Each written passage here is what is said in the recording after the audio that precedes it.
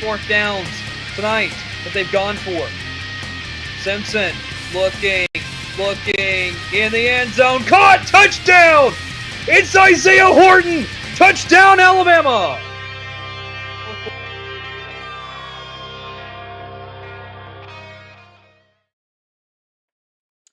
Well, good evening, everybody, and welcome.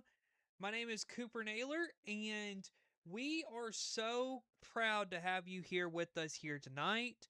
This is our Road to the Iron Bowl Q&A show, and this is a trial and error type run tonight because this is our first time using some of this new software that we are going with this season to stream with. And so, with all that being said, Deric, how are you? Doing fine, hoping everything works out right. Yep. So, we have a great show here for you tonight.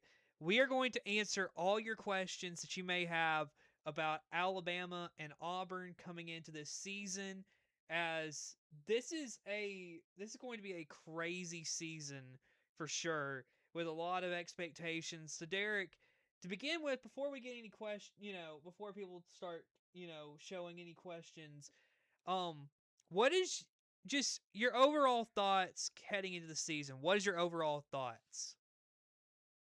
So yeah, I'll start off with Auburn. For right now, you can see the difference in the atmosphere and the way coaches are talking. It's just a whole lot different, and they are more confident. It seems like, and today today or yesterday, they surprised the team with a surprise 11-on-11 full contact scrimmage. So that's something Hugh Freeze would have never done. So makes Auburn fans happy to see that Alex Golish is alert and making the task head on. And for Alabama, they have quarterback questions with who's going to be the starter, and also running game questions on how good that's actually going to be compared to last year, which it struggled a whole bunch. Yeah, and I mean, I agree. If you look at a lot of what's going on, Auburn, there is a lot of optimism for Auburn this season. I really am optimistic about them. Golish, I think, and I think this is my biggest thing with Auburn this season, is I think they finally have a coach that fits Auburn. Like Golish actually fits Auburn. That's the biggest thing for me. Is the fit feels right, and I think a lot of people have talked about that throughout the summer. Is just teams like Auburn and Florida and all these other teams that went out and got new coaches. It was about the fit. Does the coach fit the atmosphere? And Golish fits Auburn. Um, on the Bama side, and I do agree with you. The quarterback question is the biggest thing. Who's going to be quarterback for Alabama? That's really the biggest question for them. And so, yeah, I'm really excited for both teams. And so now, what we want to do is that if you have a question, go ahead and put it in the chat, and we will respond to your questions this evening right here on our Road to the Iron Bowl Q&A show. So, if you have a question, this is your chance. Go ahead and put it in the chat.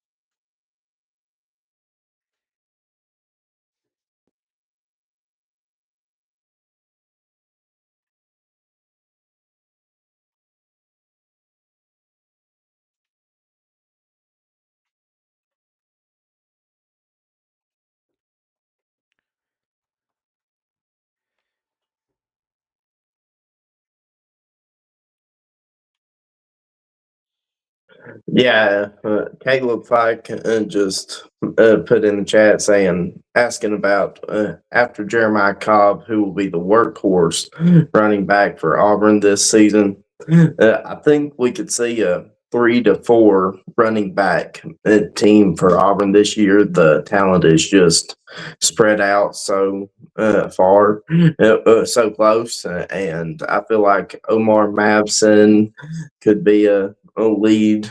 Uh, uh, the second string, and maybe the Baylor running back Bryson Washington could see some significant time too. Yeah. Another guy, um, another guy that's going to be really interesting for Auburn this season, coming over with Golish from South Florida, Nikai Davenport. He's a sophomore. He came up with Golish. So when it comes to the run game, because he has some familiarity with Golish and the system he's wanting to run, that could pay dividends in who plays the quarterback, or not quarterback, but the running back position this season behind Jeremiah Cobb. Is Austin Mack the best option for Alabama? Says Philip Fortenberry. I would have to personally. I think he makes the most sense, and the only reason why I say that Mac makes the most sense is because, and I mean, it's a lot of how it has to do with how Saban ran his teams as well, because there were so many people back I think it was 2020 when Bama won the championship. Everybody was saying, "Oh, it should be Bryce Young be the starting quarterback, not Mac Jones." Mac Jones gets the starting job just for a year because he would go to the NFL. Mac Jones ended up being a Heisman finalist.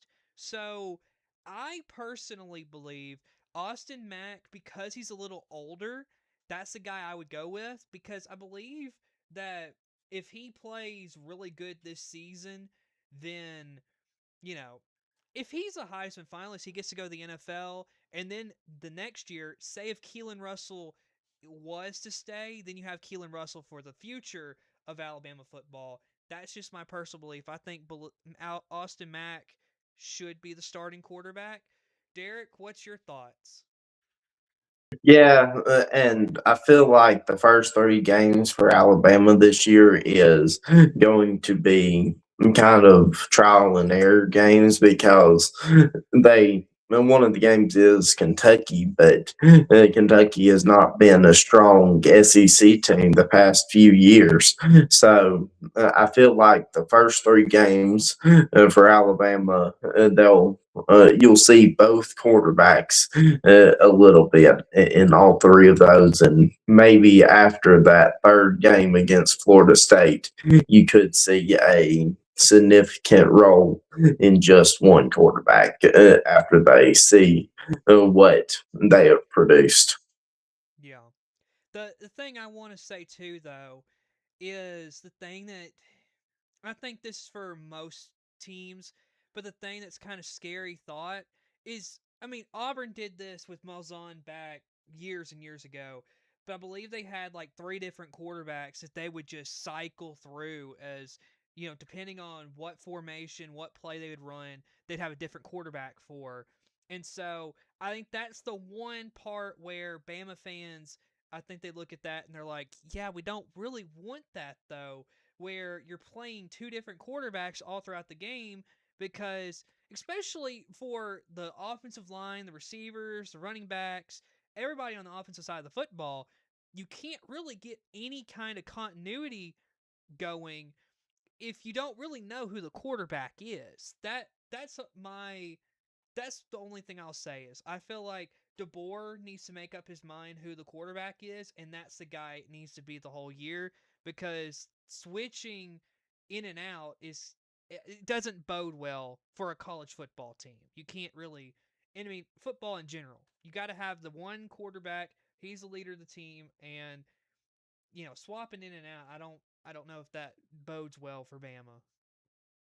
Yeah, and to add to that, just to correct you, you said Gus Malzahn. It was actually Brian Harson with T.J. Finley and Robbie Ashford in, I believe, 2021, his first year. Yeah, that's right. Yeah, I do remember that now. Okay.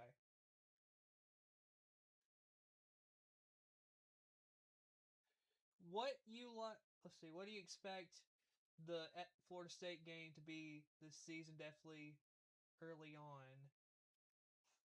on. As far as how Alabama plays in the Florida State game, I got to be honest. I I got a gut feeling that Alabama is going to come out really angry with the way that things went last year, and I could see this being, if there's a game where Alabama puts all the struggles behind and just decides to just go head down and just barrel roll somebody. Like Florida State, I have a gut feeling that they want to put up 50 or 60 on them. There's just a gut feeling I have of that game.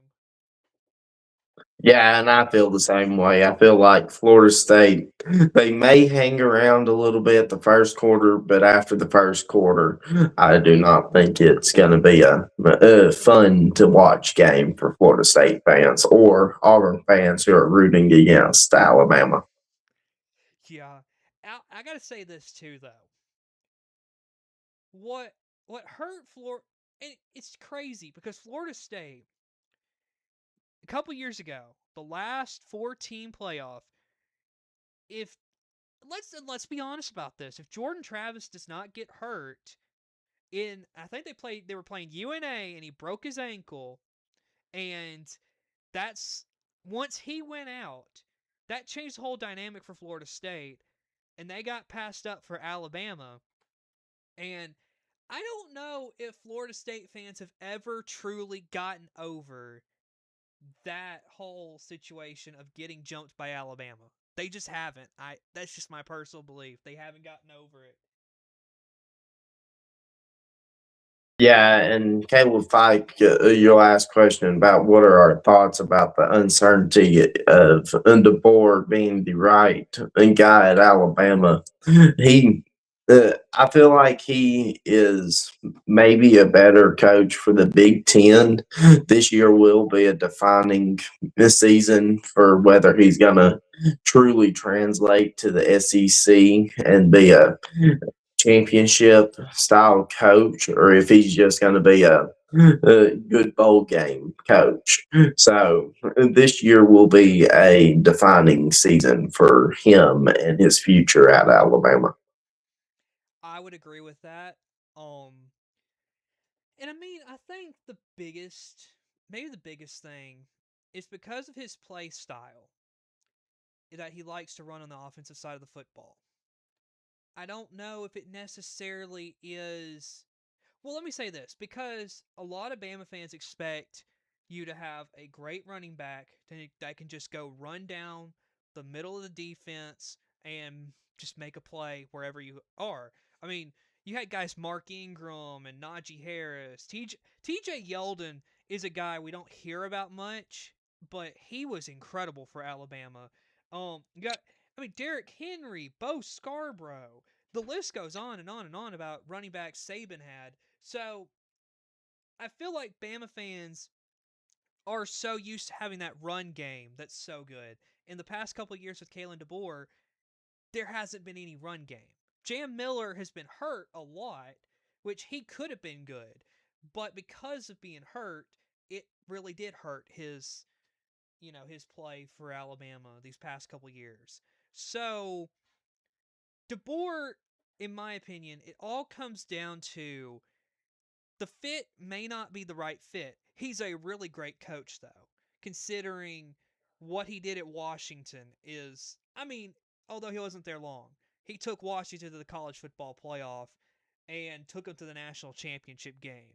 So, I still believe DeBoer is a really good coach. I just don't know if he's the right fit for Alabama, is the question we're going to find out this season.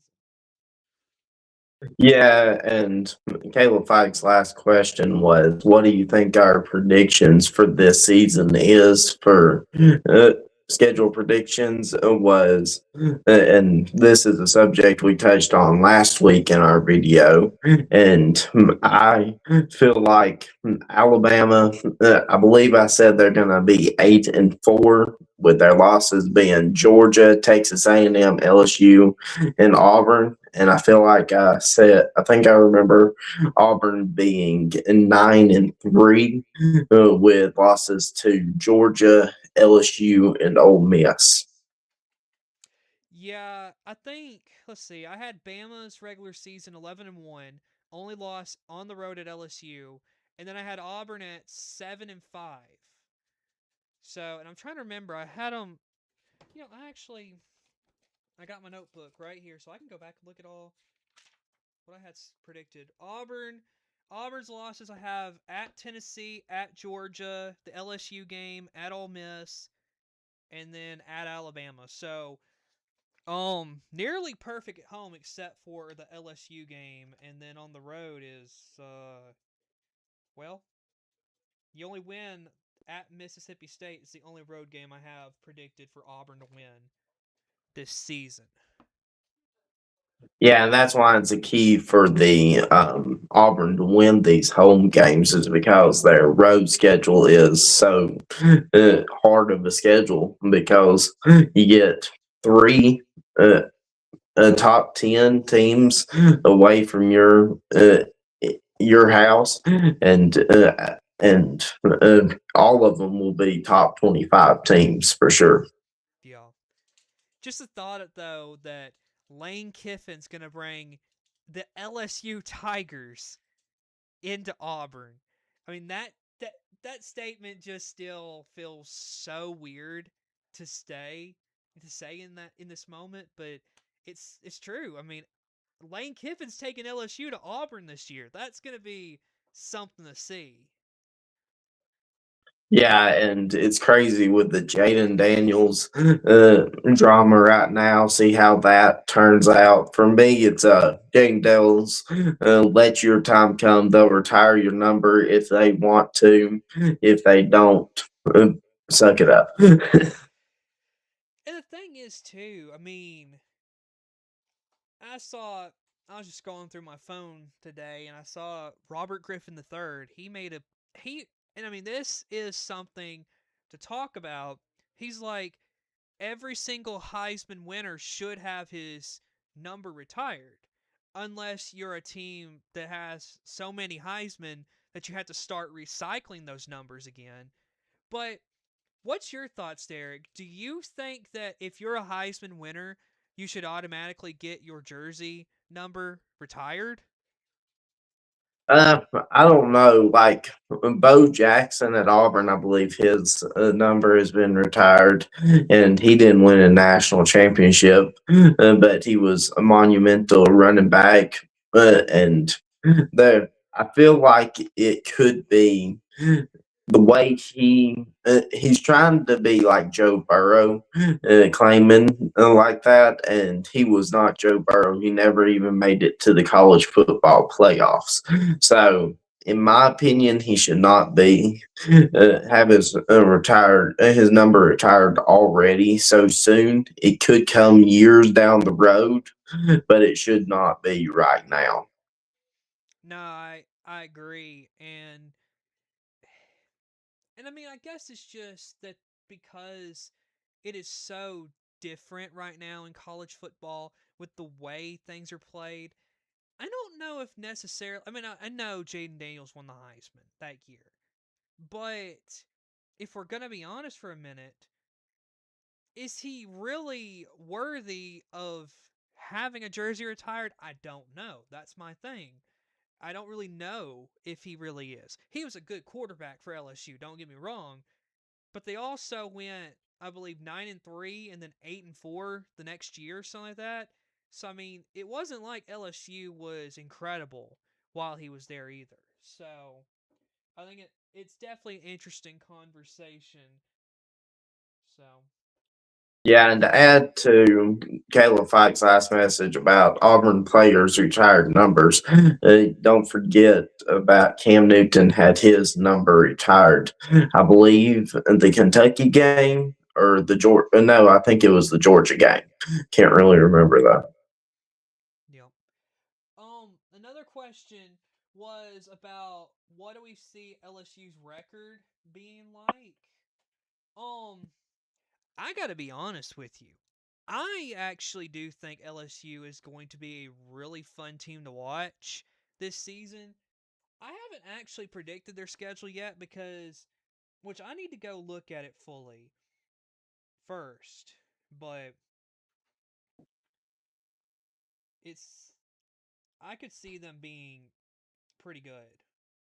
How about you, Deric? Yeah, I see them being a playoff team for sure, and they could make it to the SEC championship game, depending on their schedule. Like when you said, I haven't paid much attention, but I believe they have Texas on their schedule, which will be a great game. I can't remember where it is, but I feel like it will be one of the top games this year overall in the SEC. Yeah, Texas and LSU, they'll play November 14th at LSU. That will be really interesting. Yeah, they host Texas literally the week after they host Alabama at home as well. So Oh that right man, there is an interesting stretch. And then the next week they go to Tennessee, and then they end the year at Arkansas. So yeah, that November is interesting to watch for LSU football. yeah. The Arkansas game will be an easy win in my opinion. Tennessee, they could see some struggle, but I see a win there. Texas, they'll probably lose. Alabama, like I predicted earlier, I feel like they're going to beat Alabama. Yeah, I honestly do. I could see a regular season where the LSU Tigers are legitimately like a 10-2, 11-1 team with, I mean, you got Sam Levitt coming. He's a good quarterback. And if he plays up to the potential he could play in a Lane Kiffin system, LSU could be really good. Yeah, and uh, um, what is our thoughts about the NIL? We've touched on this in our past videos, maybe not this year, but last year, and we've touched on it, and it's interesting in the way it is because, like you said, pointed out, Philip, the Texas and LSU have high amounts, a lot more than some other schools do, and it's going to be interesting how this plays out in years to come. And like I believe Jaden Daniels was part of that NIL era, and that could be part of why he feels entitled to be a retired number candidate. Yeah. Um, in my opinion, I think that I think that the thought what at the time I understand why they did it, and the original purpose for NIL is completely gone now. Originally, it was supposed to be used for, like, okay, for example, Bo Nix had a endorsement deal. I think it was with Milo's Tea that he had to deal with, and so Thought of Bojangles, maybe. it may have been, but that was the original intent. Is just that companies could reach out and say like, "Hey, we want you to be our spokesperson for our company," and so people could, teams could go and do that. Another guy, I believe it was Kenny Pickett. I think he was part of the NIL era as well. Kenny Pickett, he, I think if I remember correctly, he took a lot of his money that he got NIL wise, and he would basically do a lot of stuff for his offensive line. So the original intent of NIL, it had a good purpose. However, when when teams started, amending the rules, making it where basically pay for play is what it became. Now it's like a wild, wild west where anybody and everybody can go and just throw whatever money you want at players. And that's the issue. And I feel like, in my opinion, college football, there's a lot that can fix college football. One of the major things is there needs to be a salary cap limit on how much teams have to go spend on a team. Because it's really not a fair system when, okay, like LSU, you go get Lane Kiffin, now you're just going out and buying all these players. But then if you're a smaller school, say like a Troy, you have no chance of actually developing and building an actual good team, because unless you somehow get a player who doesn't want to go to a big school, because all these big schools have the money to go pay for play. So it's an uneven system. So there needs to be a salary cap limit on how much can be spent for NIL purposes. That's my opinion on this. Yeah, and I agree.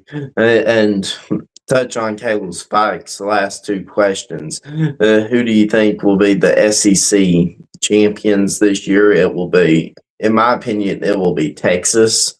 And just when they had a big splash in the portal this year, bringing Cam Coleman in, Arch Manning's getting some.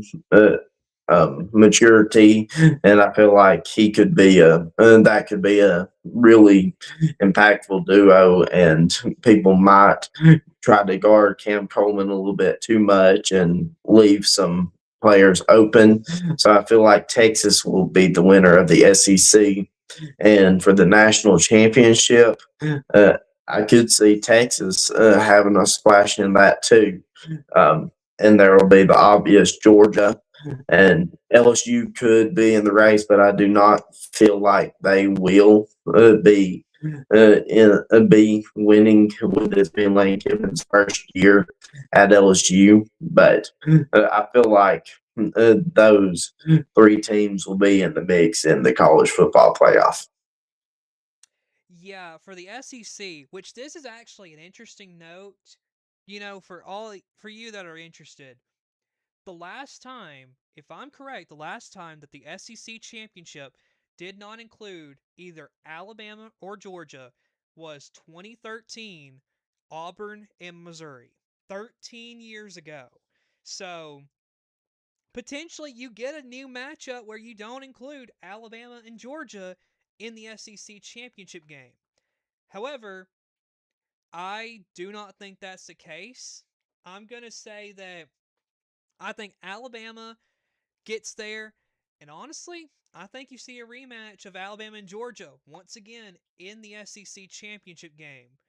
And as far as who wins the national championship, well, I don't know if I've made my mind up quite yet, but to kind of plug another video that is planned, I will be doing my predictions, my whole college football predictions at some point before the season starts. So if you want to tune in at some point, I don't know when I'm going to post it, but I will be posting a video myself of my predictions for the entire season. So you can go and check that out very soon. So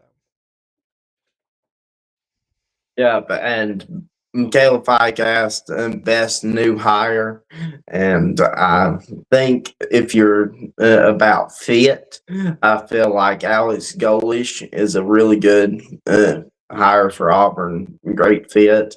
Arkansas's head coach is a good fit. I forgot his name right now, Ron and Silverfield. yeah, Ryan Silverfield. He seems like a good fit.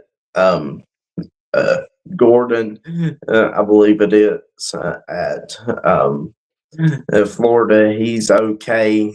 I don't really like his attitude, but if he wins at Florida. And to you, Philip, War Eagle.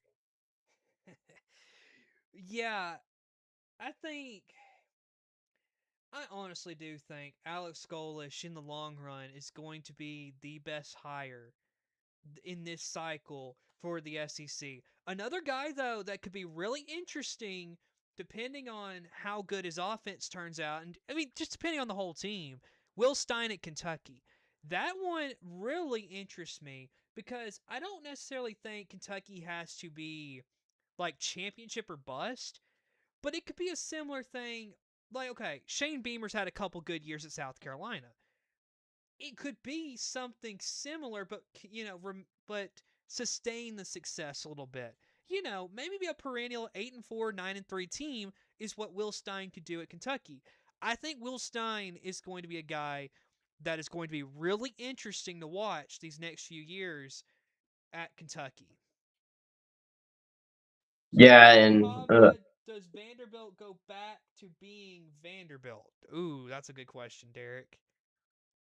man, I feel like there is going to be a noticeable setback. I do not feel like they're going to go back to being the 3-9 teams or whatever their records were. But I feel like there'll be a noticeable setback in whether it's going to be a 7-5, 6-6. Going to be a noticeable setback compared to their success last year. And I feel like Auburn's about to catch back up to Vandy after the past 2 years. They're going to finally beat them after losing in overtime at Vandy and then just doing terrible under first year of Hugh Freeze, I believe.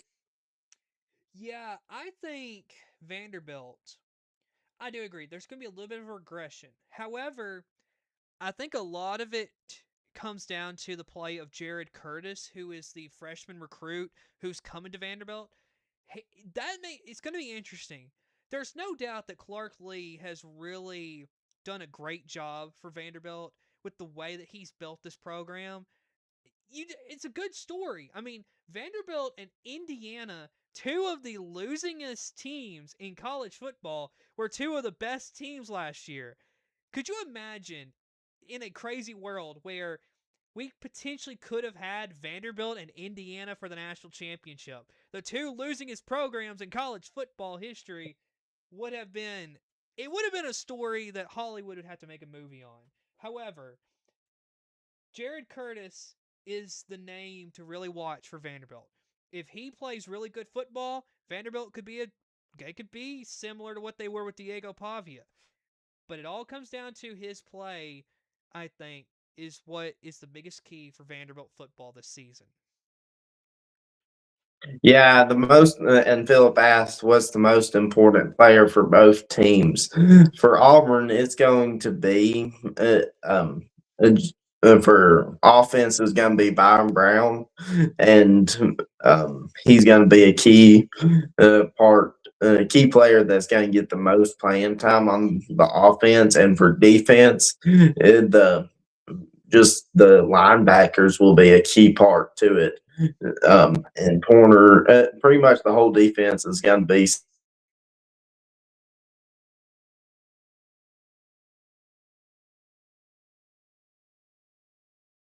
there. If it's I done went blank, but Xavier Atkins will be key part, and then there will be Champ Anthony, who had problems last year, having problems, and others. I don't know what happened. Am I here? Let's see. We are experiencing some technical difficulties right now, but I'm trying to figure out what may have happened.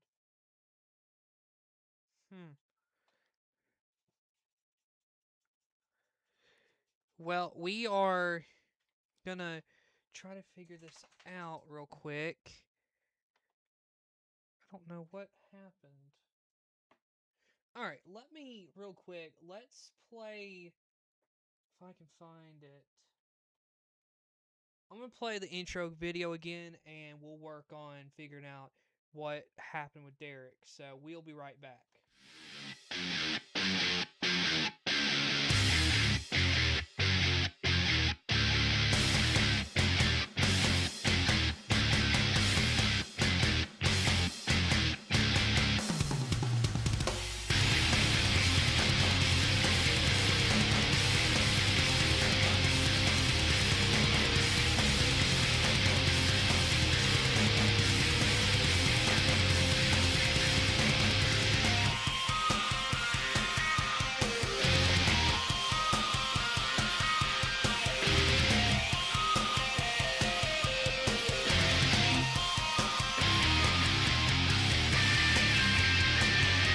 4th downs tonight that they've gone for.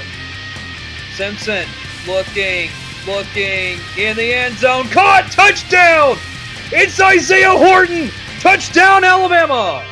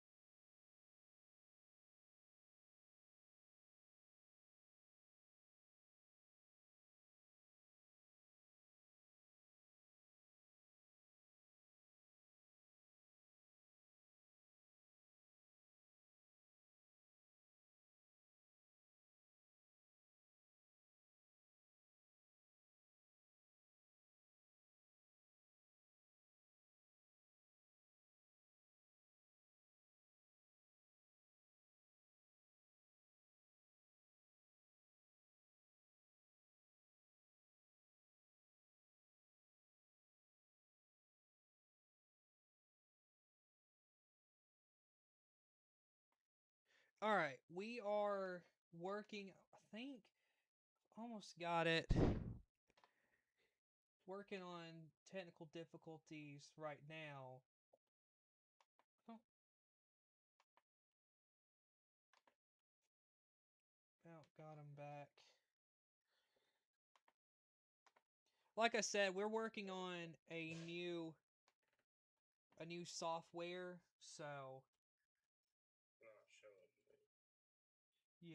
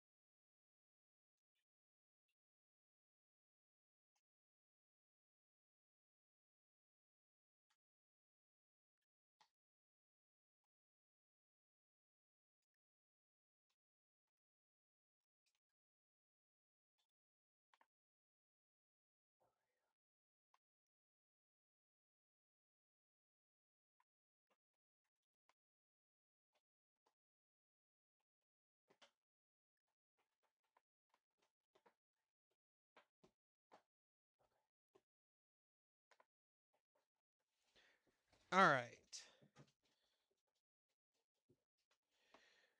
I don't know. Let's see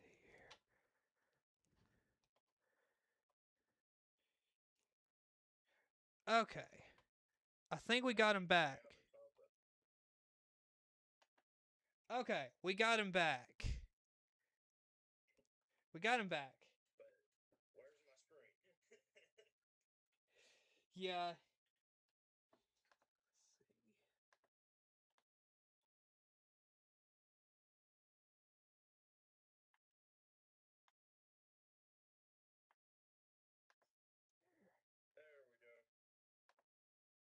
Yep. All right. Yeah, that was weird how that just cut off like it did. All right. You were saying about Champ Anthony.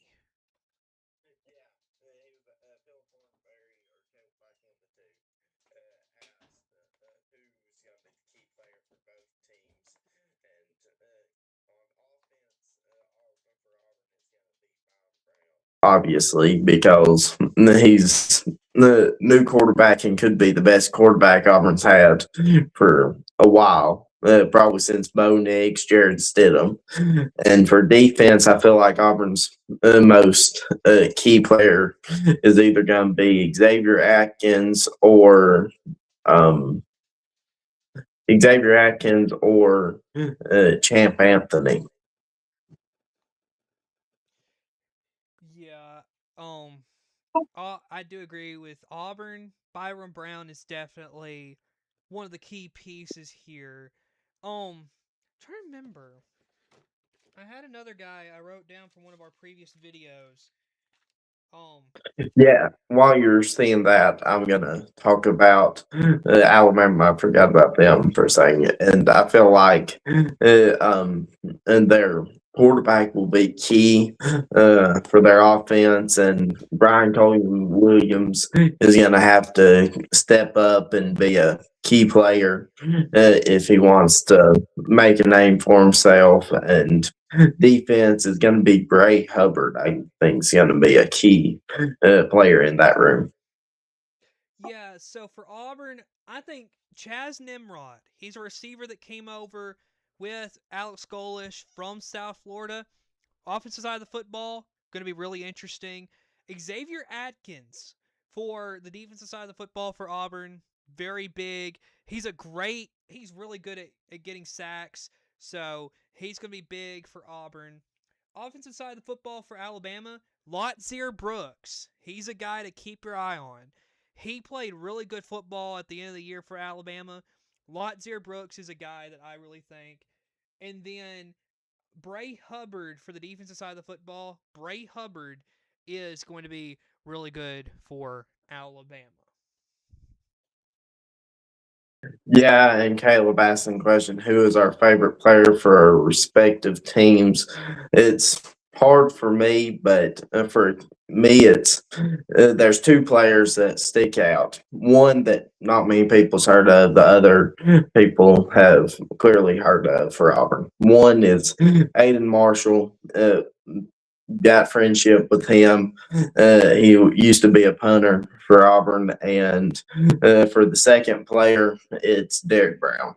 He was a great player at Auburn, and I really enjoyed watching him play. Yeah, I don't. As far as favorite players,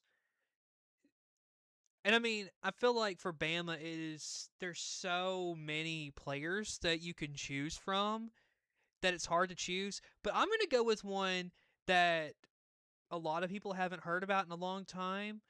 AJ McCarron. That was my favorite quarterback at Alabama because he was, even though my first time I actually cared about college football was Kick Six was the first game I remember I really cared about college football. AJ McCarron, the only two games I ever cared about really watching were his two losses in that final season to Auburn and Oklahoma. So um, but yeah, AJ McCarron was definitely the guy for me. And when I played sports back in, elementary school and high school, I remember if I had the chance, I'd choose number 10 because of AJ McCarron. So he was definitely my favorite player.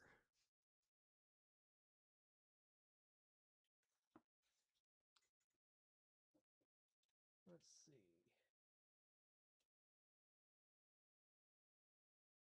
Ooh, that's actually a good question about the Bama running backs. Are they going to fumble more than 25 times this year? Um,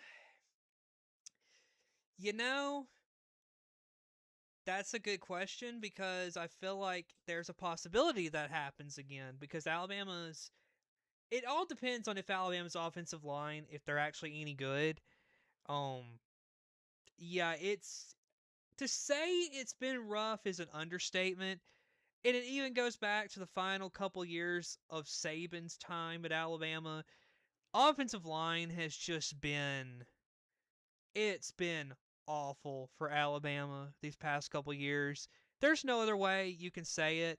And honestly, that's a lot of the issues Bama has. Well, I mean, there's a lot of issues Bama's had, but the offensive line has been one of the main contributing pieces to Bama really struggling. What do you think, Deric?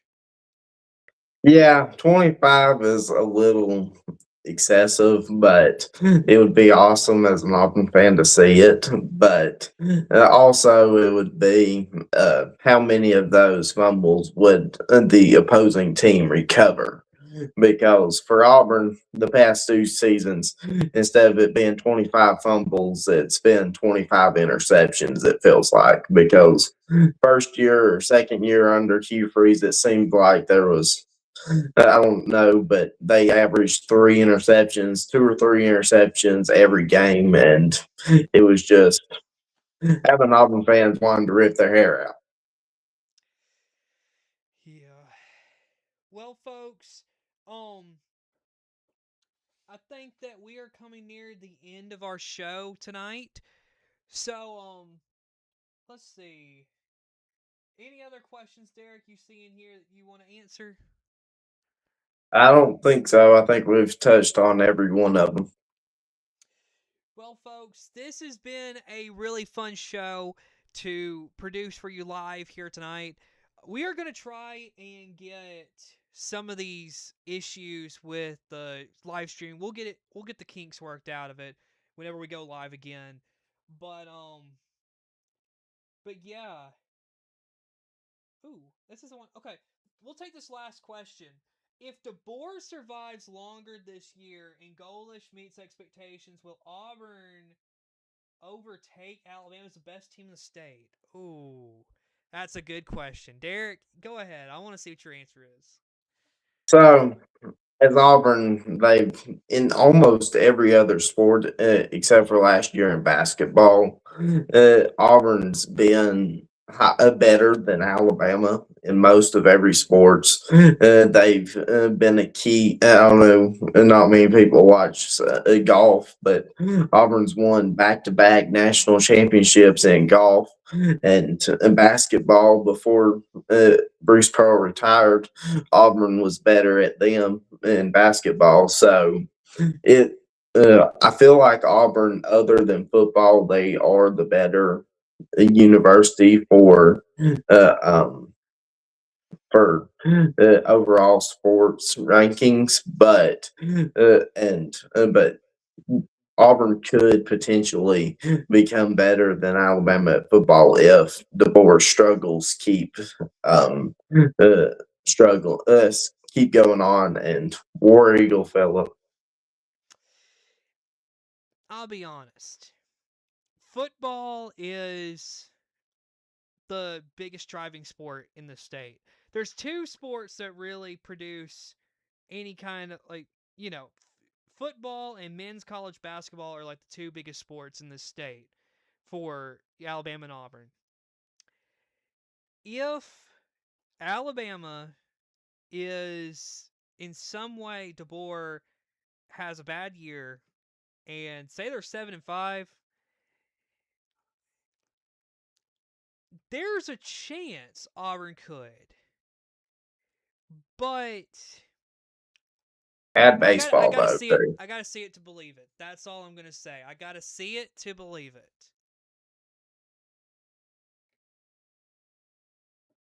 Yep, I saw your typo, Philip, and yep, you messed up. Well, folks, that is all the time we have for tonight. We want to thank y'all so much for tuning in this evening. We'll be back next week with another edition of Road to the Iron Bowl as we are getting ever so closer